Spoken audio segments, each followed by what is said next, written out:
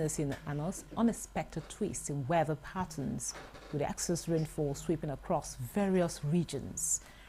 Earlier predictions had warned of a deluge that would persist towards the year's end, and now the reality is being felt across the nation.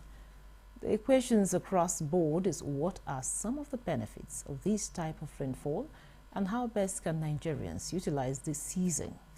While the heavy rains are brought with them challenges such as flooding, erosion, and disruption of daily life, they also present unique opportunities.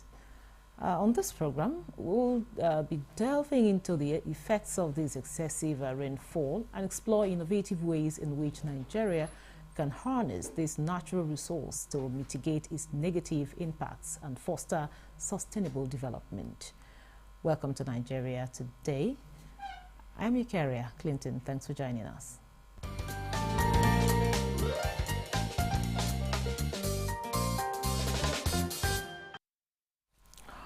Joining us for the discussion via Zoom from Kaduna is Professor Emmanuel Adanu. He's the Director General, National Water Resources Institute, Kaduna.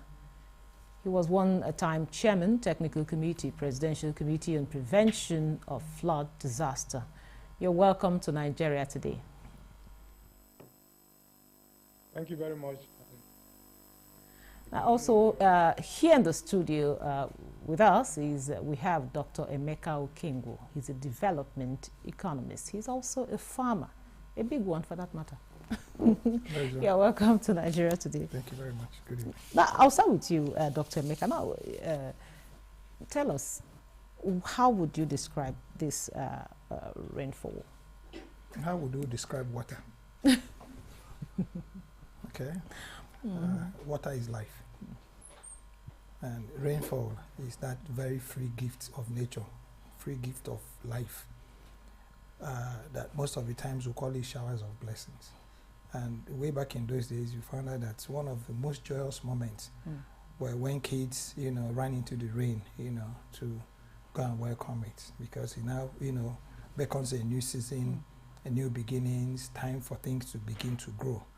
So water is not only life, water is us, water is existence, water is the primary reason why man is alive. Okay, you can survive without food, for some length of period of time, but I don't think you can survive, without water, for more than maybe 80, 70, 120 hours, because 70% of your body mass is water. So let's first and foremost put water at the heart of what we're talking about, so that when you begin to now call it rainfall, people know that we're talking about water. So it's important, it's central, it's critical. Okay, now we're talking about the excess rainfall. Beautiful. What do you Now, this is where you now start talking about what you're doing with this free gift of nature. You will never have excess of rainfall, if you're able to manage and control it. In fact, in some climes like China, they've made it possible that they even freeze their rainwater and then be able to use it off season. Okay. Look at us, talking about a lot of our lands, we are losing it, to desertification. We've lost close to, 12,000, between 12,000 to 15,000, kilometers of land, all right, to desertification, drought. Okay. So when you have this amount of, rain coming, what should be uppermost is how are we able, to capture as much of it as we can, and is it possible for us to be able to, utilize what it is that is not creating all this havoc, as much as we can? Yes, the one word will be channels. Okay, the moment you build channels, then there's any water that drops. In fact, you'll be very excited and glad that not only is rain, coming in excess, that people who also have dams are releasing the water to you. Because when you build these channels, what happens is that you can be able to repopulate your existing rivers, make your river transport, a little bit more easier to navigate. You can repopulate, your dams, you can repopulate, your oceans, you can repopulate, and, first and most of all, be able to now get all the water you need in your farmlands. So the key word and the missing link is, what are we doing to manage this what we are now calling disaster. Okay, thank you very much. Now, Professor Emmanuel, now we are facing what many would describe as excess rainfall. Now, how can this excess rainfall be turned from a challenge to opportunity? Yeah, thank you very much. I don't know what you define an excess rainfall. No, we have seasons, and this is a season for rainfall. We have dry seasons too. Now, what we are terming excess water now is because it's falling heavily in the rainy season.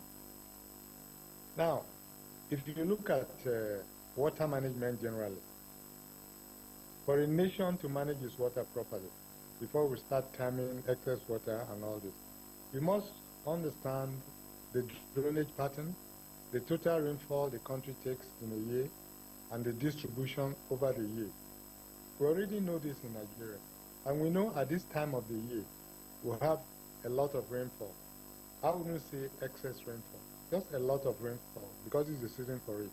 Now, harvesting the water is very important and is very key. It is nice that my colleague there is a farmer, I'll put it that way. He knows the value of water.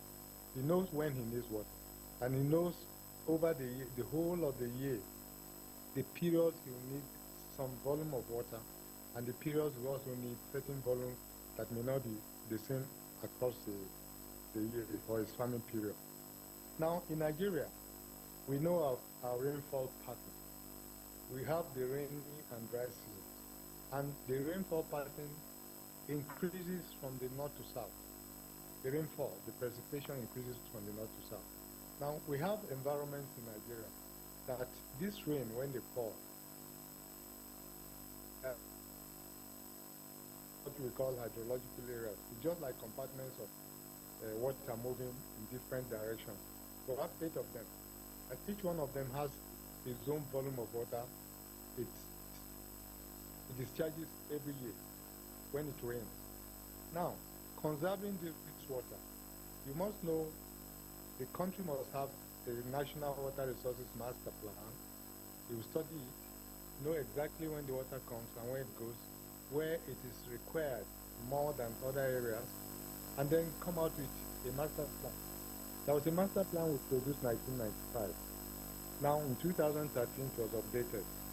And this master plan has outlined all the necessary areas we can preserve our water for future use. One of the key areas is damming. The dam can also be used to provide for agriculture, for hydro, for irrigation. So we have different ways of preserving water. Now let me tell you one thing that is very important that we always ignore. Forests are very, very important for water because they retain water. They prevent flooding, they reduce flooding, and retain water under the ground for use at periods when the water is, when the overland flow is drying. Between 1995 and 2013, Nigeria has lost 20% of its groundwater. 20%, about 10 billion cubic meters of water. We're trying to find out what happened. There are very simple explanations that one can just come up with, but we are not too sure whether those explanations are enough for anybody to take home. So we're still doing researches in there.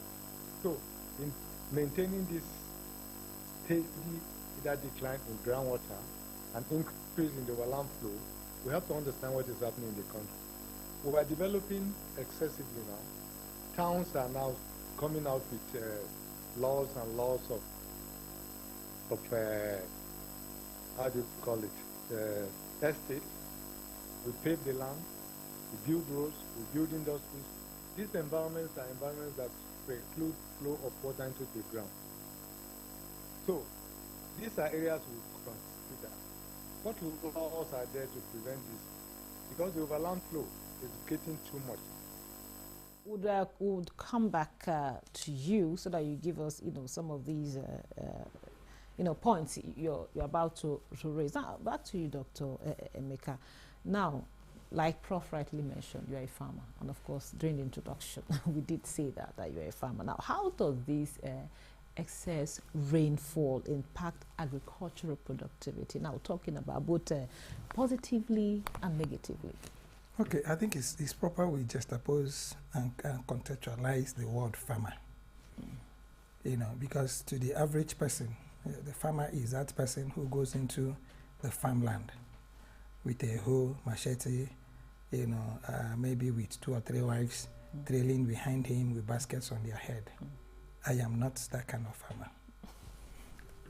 What we are doing is to do what we call disruptive food production, meaning that we're trying to say that as a nuclear physicist and scientist, you can actually go into food production, which is what it is we're trying to do. So we're trying to say we are no longer looking at seasons, we're now looking at cycles. That's the kind of farmer I am. Okay, when you come to my center, year in, year out, you are seeing crops growing, but not necessarily, you know, on the ground. Now you hear about agroponics, you hear about aquaponics, you hear about, you know, vertical farming, you hear about virtual farming. You know, these are all farmers. You know, some of us do go to, you know, our farms, and after that we attend wedding ceremonies. So point I'm trying to make is that the management of water to my kind of farm, you know, is what you might see in a little bit more developed countries, where you talk about now feeding that plant exactly what amount of volume of water it needs. So I am that kind of farmer that is backed looking for new technologies and not new energies, not new bronze. I'm not looking for agile, healthy, bulky young men to be carrying hose and following me up and down. I'm looking for those things that can be able to now make it possible, you know, for us to be able to, you know, not now have a season called season of tomato, not now be controlled, you know, by our times and seasons. Now, when we say we'll have rain and we'll have excess rain, fine. What we can do is to be able to capture, store, you know, and then properly utilize these rains to be able to do, you know, food production. And that is the kind of farming that we're encouraging. Now, right now, without necessarily advertising myself, right here in Abuja, we are growing practically every species of the new, you know, cassava stems. Okay, from the ayaya to what they call the hope to Obasanjo, you know. No, sorry to cut you there. You talked about your type of management of water. Yes. The type of management of water you do is the type that is seen outside the country. What is that type? No, but I just told you, I just mentioned it. If you go to greenhouses, you don't see people, you know, you just see, you know, it happens in Nigeria. It's not just only me. You know, you're talking about sprinklers, you know, where you go into a farm and you don't necessarily see somebody, you know, running from one end of the farm to the other to be able to get the plants to get water.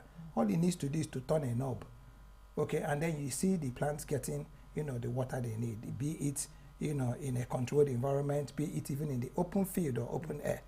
So that way now, water now becomes that critical, you know, resource that you look forward to getting. You are looking forward to rains. You'll be looking forward to floods.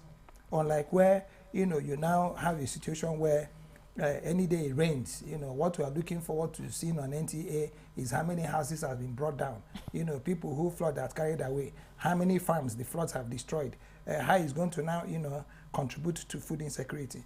But I need to also say this, you know, I think the Ministry of Agriculture, you know, is doing something. There's a program that they are promoting now called the Homestead, you know, accelerated food production program, which is happening even in the UK. Because when you are talking about food insecurity, and it's important to say this, it's not only, you know, to us in Nigeria. 41 million Americans are food insecure. Today, 1 out of every 5 households in the UK that have kids are depending on food, you know, support. But what are they doing? They are not folding their hands. They are introducing what they call the urban agriculture systems, where they are now even now designing their houses to be able to now grow foods on their rooftops. Then, meaning that their water management and reticulation system now captures, you know, where you also now are able to feed, you know, those plants or crops either on your roof or on your backyard. Okay. So, water management, you carry out very simply. It's a shameful thing that as a country we are discussing flood instead of discussing water management. We should have been talking about strategies that can be able to get this water into our desert areas. This would have been what it is. And there was a program that they had started. That dam was supposed to be in that Bauchi. I'm sure Professor Dano, would throw more light on it, because I think he was director of dams at one time. Okay. And he was supposed to control this water and then rechannel it, even back into the Lake Chad, for crying out loud. I'll have to stop you here, Dr. Emeka. So we'll bring Professor Dano into this conversation. Now, Prof, Dr. Emeka has mentioned quite an important point here, talking about management of the water. Rather than talking about flooding, we should be talking about managing the water, channeling it to more positive ventures. Now, how can technology be leveraged to improve the utilization of excess rainfall, even in whether short term or long term? Well, there was in 2022. There was this committee set up by the former president, and it was to see how we can mitigate the disasters arising from flooding. And we had 10 strategies. One of the strategies was, how do you use flood water for the economy of Nigeria? And we dwelled on that very, very seriously, because flood water is very, very important. Now, we went around the country after the flood of 2020. We went around the country, flood, devastated environment, and we interviewed a lot of people. And they told us that we asked them, could you be moved from here to other places so that this disaster will not befall you annually? And they told us no, that the resource they depend on here is flood water. But what we can do for them is just to reduce the amount of the flooding that occurs.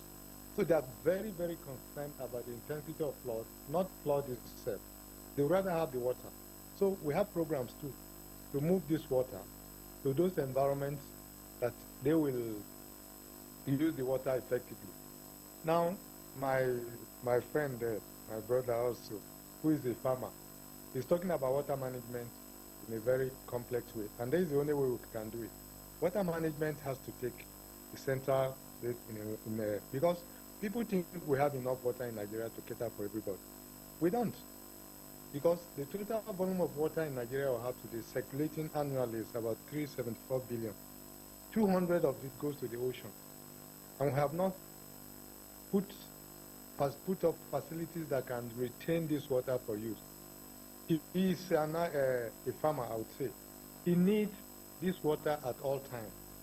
He's trying to maximize the use of this water by using technology. If you allow him and you have the water available, his technology might just be, just to apply the very, very sensitive crops water to some crops that are sensitive to, because he knows exactly which amount of water is required for which crop. He's doing that. Now, what if you are not a farmer and you need this water for something else? Maybe you generate electricity. Maybe you are an industrialist. You use it for industrial activities, cooling of your plants and all this. So we have to find a way of using this water effectively for whatever vocation anybody undertakes. If you look at, I'm going a bit philosophical, if you look at the coat of arms of Nigeria, what is in front there? It's just the two rivers, like a Y shape, then the crops under there. So it's telling you already that this country intends to protect agriculture using the water available from the two main rivers. But are we doing that? It is good that Doc is there now talking about this. It's very important. We need to see how we use this water effectively. And please, let's not think that this water, you see, it has been raining since day before yesterday in some places and here. let's not think that it's just excess water and it's going. It's because we have not been able to harness it that we're calling it excess water. We need that water for anything. And the water you have moving around, whether underground or over land, is the water you have as your seed. So if, like, let me just tell you what happened a few days ago, about 4 days ago. I was in very early in the morning, got a call. And then there was a video. Water was oozing from the ground, one part of the north. Seriously, and the whole farm was flooded. And they were singing incantations and saying, wait, something is happening and all. I had to send my scientists there. They came back yesterday, and what happened is it's groundwater from somewhere that was coming out, which means the environment will be saturated. We need to protect this environment for farmers. And it's between KB and Sokoto. Very incidental. So groundwater management is very, very important. Let's not that we see in the rains today all over the country is excess water. It's because we're harnessing the contaminant excess. Now, he talked about dams, where there are some dams that are meant to take water, recharge the groundwater. Thank you very much, Prof. Now we'll bring in Dr. Meka. Prof has said quite a lot of things. I know, of course, even you mentioned that the government is doing quite a lot. But what more can the government do to maximize the excess rains we have? Well, he said it all. I'll give you a typical example with what they call terrace runoff. There are certain seasons where you see that your energy dips. And those seasons that you see that your energy dips is actually when, you open the penstock of, most of the dams that generate electricity to release water. And when you now, open those penstocks, the water now starts, they call it the terrace runoff. But there are countries like Sudan is able to generate about 270 kilowatts of electricity as almost enough for the whole country from their terrace runoffs. Okay, what is a terrace runoff? Just, dig holes as that water is flooding down and then put small, turbines there to spin. It's important I tell you why I had wanted Prof to talk a little bit about the dams. And sometimes when you bring academics into this program, it's important to let him alone so that we're able to benefit fully, from what he's talking about. There's a farm program on Kaduna Express Road, okay? That program was supposed to be building a dam around the beginning of that express road that could actually now irrigate 200 kilometers of that land from Kaduna, from Abuja to Kaduna. We're just not talking about, water management vis-a-vis farm, okay? You now have hotels like the Hilton that are actually even using their sewage water and they're reticulating it, for people to bath and even drink. It becomes very clean water. So like I said to you in the beginning, water is life, Eukarya. And the applications you give to it, why people like me, I didn't read agriculture, I'm an economist. Why I'm into what I am into is to become that model, for young people to know that you can be, a farmer and still, carry around a PhD and still be very proud. You don't have to be dirty to be a farmer. And today we are faced with this, national crisis of food insecurity. Why? Because there is a back end to our food insecurity, which everybody seems to be neglecting. And it is one word called climate change. Everything that is triggering today is as a result of climate change. It's just that because we don't have time to get into the technical details, flooding can also now even, do what they call saline intrusion. You can carry saline, you can actually poison your agricultural land, when it's now carrying arsenic, or poison earth, from a long distance, like what happened in Zamfara when you had the arsenic poisoning. That flood, that earth, okay, that gathered in Zamfara can actually be transported all across the country just by flooding. So you're just not talking about flooding, destroying farmlands. It's also a top health, and even national security challenge. So it's not okay, oh, flood water, what do we, okay, catch it and hold it. There needs to be a lot of planning. Profs have talked about hydrology mapping. You need a lot of drilling. You need a lot of geological surveys to be able to actually now get your groundwater. I'm happy to hear that we're now, investigating our hydrological levels. I didn't know. Thank it's you. Okay. You know, it's fine. Thank It's you. okay. Thank you very much. This is where we draw the curtain on today's episode of Nigeria Today. Very big thank you to Dr. Emeka Okengu, development economist and also a farmer, a big-time farmer. Pleasure. Yeah, thank you so much. A disruptive farmer. Eh? Disruptive farmer. A disruptive farmer. Okay, thank you for that. Now, we also had Professor Emmanuel Adanu. He's the Director General, National Water Resources Institute, Kaduna. Thank you so much for your time and your contribution.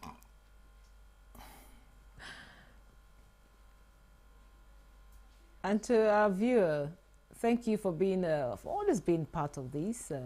Remember, the program Nigeria Today airs weekdays at 7:30 p.m. on Nta News24. You can also watch a repeat at 10 p.m. tonight, as well as other episodes on www.youtube.com/NTA News24 Hub.